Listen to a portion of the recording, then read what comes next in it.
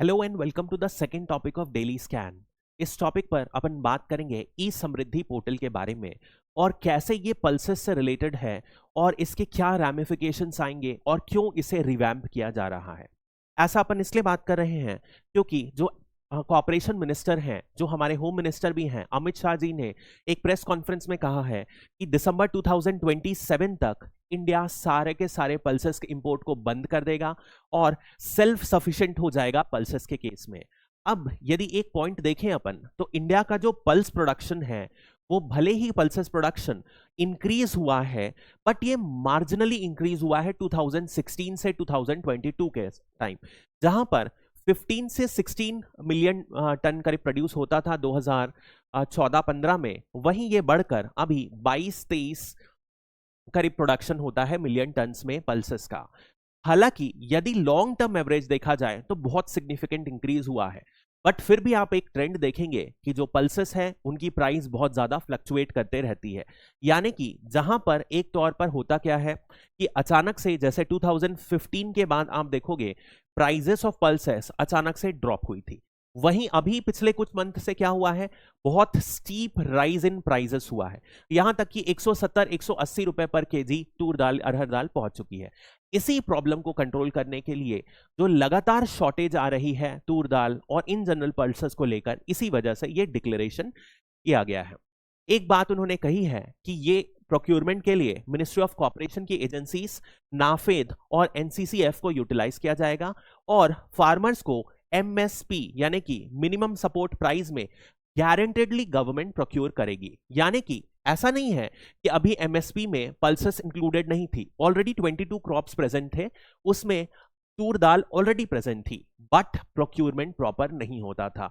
इसी वजह से सरकार ने आश्वासन दिया है, अब आप क्या कर सकते हो, ई समृद्धि पोर्टल, इस पोर्टल में आप बिफोर हैंड फार्मर्स को रजिस्टर कर सकते हो और ये फार्मर्स डायरेक्टली सेल कर सकते हैं थ्रू आउट द इंडिया इस पोर्टल के जरिए।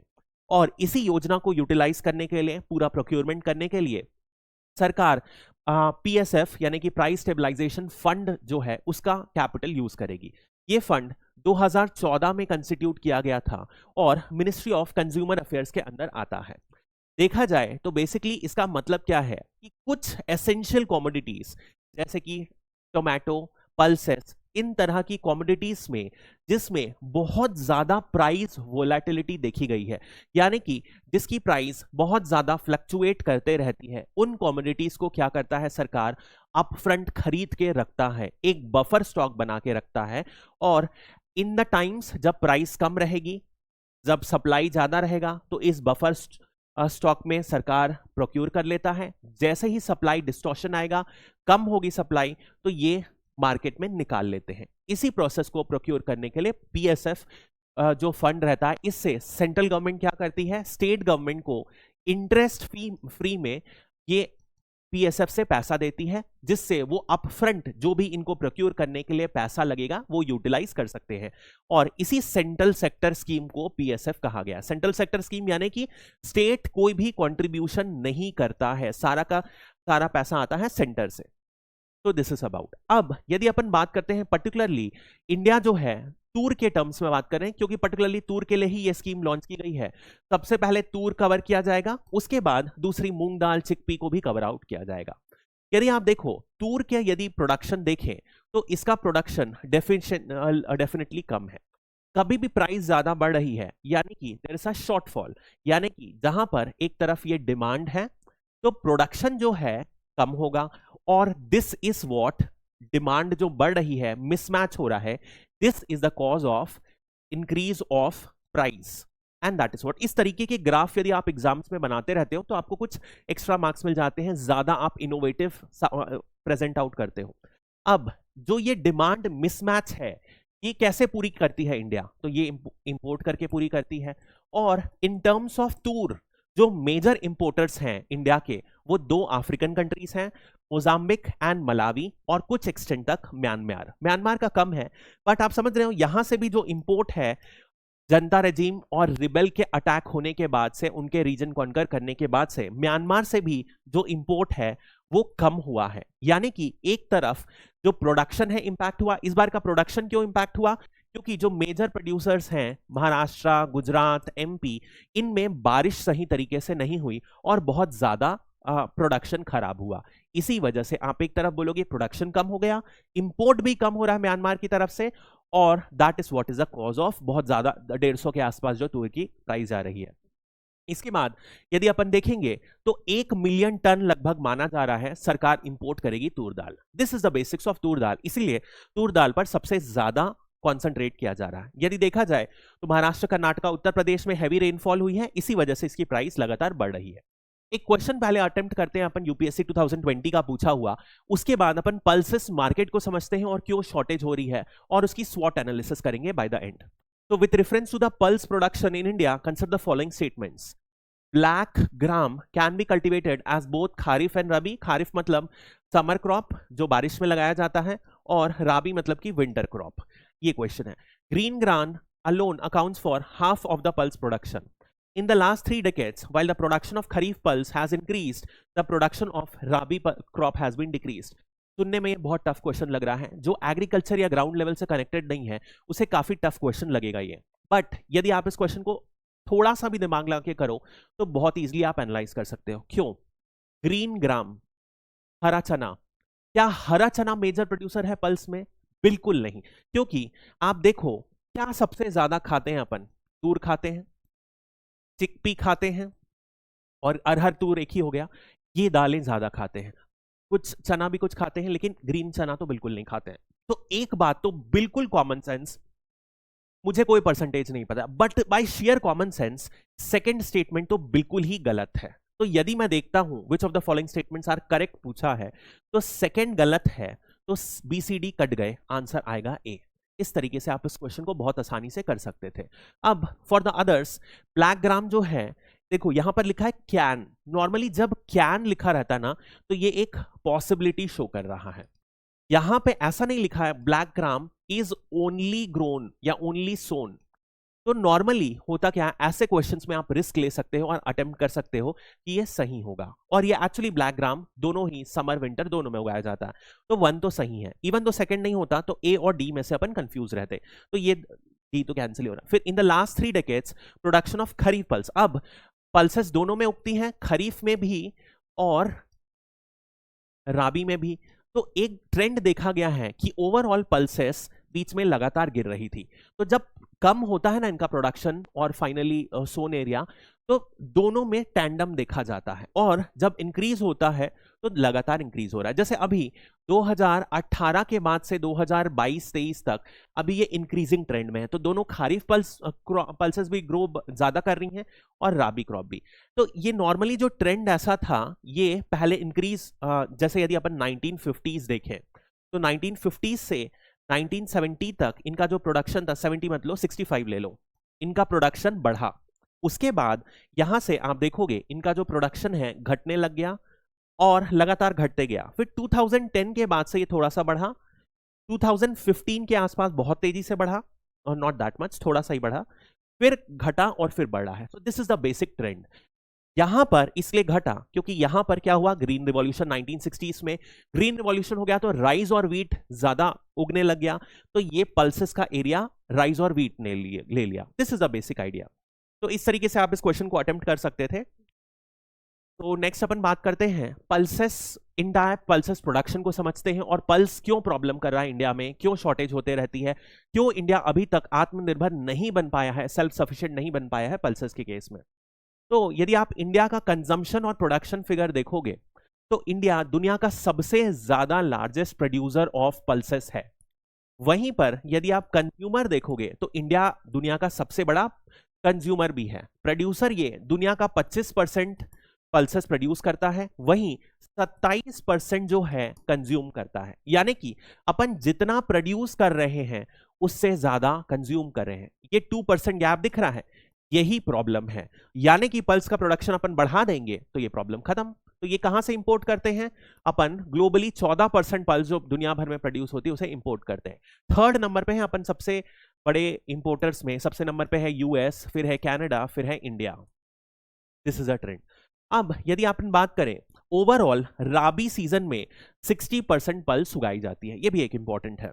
अब यदि अपन हाँ देखें, जैसे मैंने आपको बताया 23-24 मिलियन टन के आसपास प्रोड्यूस होता है।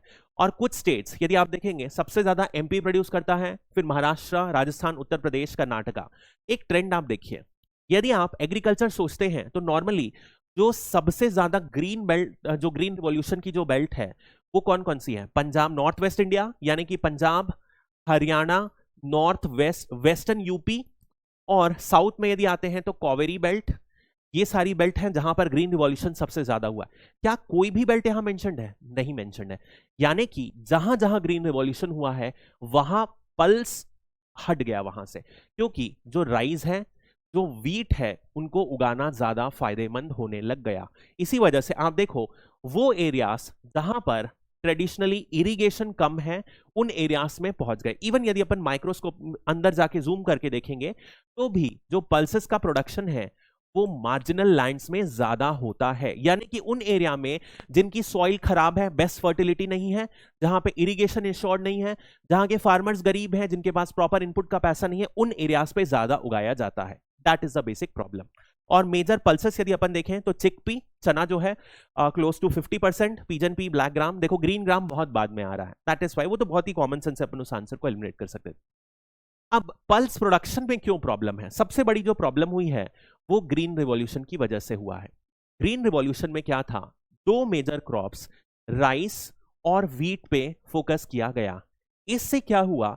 जो बेस्ट क्वालिटी लैंड थी वो इन दोनों को डाइवर्ट कर दी गई। तो जो पल्सेस था वो कहां पे उगाए गए? मार्जिनल लैंड्स पे। और यही प्रॉब्लम है, अभी भी जो पल्सेस हैं वो मार्जिनल लैंड पे उगाई जाती है।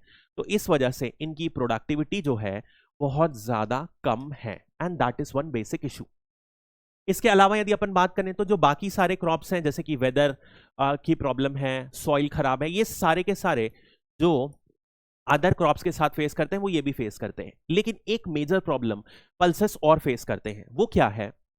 यदि आप राइस और व्हीट देखो जो ग्रीन रिवॉल्यूशन वाले हैं, उनमें हाई यील्डिंग वैरायटीज, ऐसी वैरायटीज जिनकी प्रोडक्टिविटी बहुत ज्यादा है, वो प्रोड्यूस हो गई।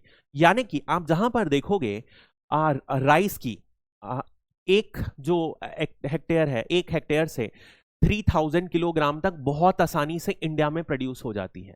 वहीं यदि आप इसकी पल्सेस की प्रोडक्टिविटी देखोगे तो बहुत कम है, इसकी 1/2 से लेकर 1/3 के बीच में है। ये एक मेजर चैलेंज है, यानी कि बिकॉज हाई यील्डिंग वैरायटीज नहीं बनी है तो एक प्रॉब्लम क्रिएट हो रही है। अब इसी में समझते हैं इन सभी कारणों की वजह से यदि आप देखोगे 1951 में जहां पर 60 ग्राम पर कैपिटा थी पल्सेस की, वहीं पर अभी 2018 में आकर ये 56 ग्राम हो गई है। जबकि आप समझो लोगों की इनकम बढ़ी है, अवेयरनेस बढ़ी है, तो प्रोटीन की डिमांड बढ़ी है, लेकिन उसके बाद भी जो पर कैपिटा अवेलेबिलिटी है पॉपुलेशन के मुताबिक कम रही है। तो क्या करें? सबसे पहली बात अपन समझते हैं क्या क्या प्रॉब्लम्स और कैसे ठीक किया जा सकता है। सबसे पहले जैसे अपन ने बात किया हाई यील्डिंग वैरायटीज, इसमें रिसर्च की जरूरत है ताकि नयर वैरायटीज जो कि ज्यादा प्रोडक्टिविटी वाली हो, रेजिस्टेंट हो, डिसीजेस से रेजिस्टेंट हो, पेस्ट से रेजिस्टेंट हो, उनको डेवलप किया जाए। मैकेनाइजेशन बढ़ाया जाए। अभी भी क्या होता है, पल्सेस कौन कल्टीवेट करता है? अपन ने देखा जो सबसे रईस फार्मर है पंजाब, हरियाणा, वेस्ट यूपी के, वो प्रोड्यूस नहीं कर रहे। पल्सेस गरीब लोग प्रोड्यूस कर रहे हैं, poor, marginal and small farmers produce कर रहे हैं। इनके साथ क्या है? इनके साथ कैपिटल अवेलेबिलिटी बहुत ज्यादा कम है। तो कैपिटल कम है तो क्या करते हैं? खुद हाथ से सारा काम करते हैं। मैकेनाइजेशन कम है, इस वजह से मार्केट कनेक्टिविटी भी बहुत प्रॉपर नहीं है, and these are major challenges जो प्रॉब्लम क्रिएट करते हैं। इसके अलावा यदि आप देखोगे गरीब लोग हैं, ज्यादा एडवांस नहीं है, अवेयर नहीं है, तो इसकी वजह से एग्रोनॉमिक प्रैक्टिसेस प्रॉपर फॉलो नहीं होती, क्रॉप रोटेशन फॉलो नहीं होते हैं। जैसे कि एग्रीकल्चर एक्सटेंशन सर्विस जो होती है जिसमें सरकार प्रोवाइड करती है इंफॉर्मेशन, कब उगाओ, क्या उगाओ, फर्टिलाइजर डालो, वो सब इन पर नहीं पहुंच पाती। इसलिए ये traditional methods of cropping use करते हैं, लिमिटेड इनपुट्स डालते हैं, और इसी वजह से जो प्रोडक्शन होता है बहुत ज्यादा कम होता है। That is a basic idea. इसके अलावा गवर्नमेंट की एक्सटेंशन सर्विस जैसे कि कृषि विकास केंद्र जो होते हैं, जो Indian council of agriculture research बनाता है, उसके थ्रू क्या करना जरूरत है कि लास्ट माइल तक इंफॉर्मेशन प्रोवाइड किया जाए, कब उगाया जाए। एक मार्केट सिग्नल होता है, मार्केट सिग्नल दिया जाए कि इस साल कौन सी पल्स का जो प्रोडक्शन है कम होने वाला है उसको टारगेट किया जाए, और इस तरीके से सारी इंफॉर्मेशन, सॉइल की क्वालिटी, इनपुट्स प्रोवाइड करना, मार्केट कनेक्टिविटी, ये सरकार प्रोवाइड करे। टेक्नोलॉजी इंटीग्रेशन नॉर्मली समझते हैं अपन, और इन्वेस्टमेंट इन इंफ्रास्ट्रक्चर, पूरा का पूरा storage and cold value addition crop में बढ़ाया जाए। अब यदि अपन स्वॉट एनालिसिस करें, strength, weakness, opportunities and threat pulses segment का, तो सबसे बड़ी स्ट्रेंथ क्या है कि इंडिया में राइस कल्टीवेशन बहुत ज्यादा होता है, और बहुत सारी जो पल्सेस होती हैं वो राइस प्लस पल्स के क्रॉप रोटेशन पैटर्न में उगाई जाती है। यदि अपन जो फैलो लैंड है, जो इंडिया में एस्टिमेट की जाती है 10 मिलियन हेक्टेयर से भी ज्यादा है, यदि उनको यूटिलाइज करें तो वहां पर बेसिक इंफ्रास्ट्रक्चर ऑलरेडी अवेलेबल है, तो अपन एक बड़ी मात्रा में पल्सेस का प्रोडक्शन बढ़ाया जा सकता है। This should be one area. Cheap labour अपने पास ऑलरेडी है। अनटैप्ड यील्ड पोटेंशियल, यील्ड अभी तक अपन वर्क नहीं किए, ये भी साथ में साथ काम हो जाएगा। इसके बाद यदि अपन अपॉर्चुनिटीज में बात करें, तो जहां पर सरकार क्या कर रहा है, एमएसपी में पल्सेस का प्रोक्योरमेंट बढ़ा रहा है, this is going to be one big thing. इसके बाद फार्म इनकम, इसकी वजह से क्या कर सकते हैं, डबल हो सकती है, एम्प्लॉयमेंट जनरेट होगा, और सेल्फ सस्टेनेबिलिटी, क्योंकि एक ब्रिज गैप बन रहा है सप्लाई और डिमांड के बीच में, वो अपन ने देखा। बट यदि अपन थ्रेड्स देखें तो क्या है, अभी भी यदि सही टाइम पे नहीं होगा तो हो सकता है ये और ज्यादा मार्जिनल लैंड्स की तरफ पुश हो जाए, that could be one case. और जैसे जैसे क्लाइमेट चेंज बढ़ रहा है तो और ज्यादा ये पेस्ट वेस्ट के लिए वल्नरेबल होता है, यदि प्रॉपर रिसर्च नहीं की गई तो। इसके अलावा यदि अपन वीकनेस की बात करें तो सबसे बड़ी क्या है, इनपुट्स। तो इनपुट्स अवेलेबिलिटी ढंग के नहीं है, सीड की क्वालिटी नहीं है। इसके बाद जो फार्मर जो कर रहे हैं वो गरीब हैं, तो फर्टिलाइजर पेस्टिसाइड में ज्यादा खर्च नहीं करें, उनके पास इरिगेशन नहीं है, और इसी वजह से जो प्रोडक्शन है वो कम करें। इस तरीके से आप एनालिसिस कर सकते हो। अंडरस्टूड, यदि आपको समझ होगी पूरे उसकी, तो स्वॉट एनालिसिस करना कोई बड़ी बात नहीं है। तो that's all for this topic. Thank you.